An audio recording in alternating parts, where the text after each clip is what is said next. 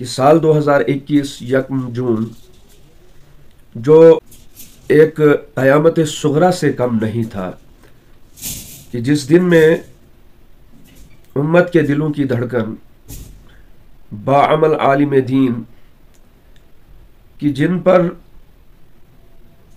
اتنا بھروسہ تھا امت کے نوجوانوں کو، بزرگوں کو، ماؤں کو، بہنوں کو، کہ جب ان کا انتقال 2021 یکم جون کو ہوا تو میں نے خود اپنی آنکھوں سے، بلکہ میرے پاس وہ چیزیں موجود بھی ہیں اس وقت بھی، کہ ان کے انتقال پر بہت سارے لوگوں نے کہا کہ اب ہمارا جینا کس لیے ہے، کہ اب ہم جئیں یا نہ جئیں کوئی فرق نہیں پڑتا۔ جی ہاں، میری مراد ہے حضرت مفتی فیض الوحید صاحب علیہ الرحمہ، کہ ان کے انتقال پر کتنا صدمہ ہوا پوری امت مسلمہ کو، اور اکثر و بیشتر یہ باتیں اور یہ عہد اپنے آپ سے کرنے لگے کہ اب یہ زندگی کس لیے جینی ہے، اب ہم جموں کا رخ کبھی نہیں کریں گے، اب ہم بٹھنڈی کی طرف کبھی نہیں جائیں گے۔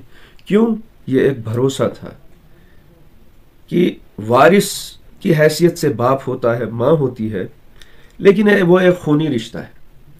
امت کا سب سے بڑا وارث ایک باعمل عالم ہوتا ہے، ایک صالح جس کے دل میں امت کا درد کوٹ کوٹ کے بھرا ہوا ہوتا ہے۔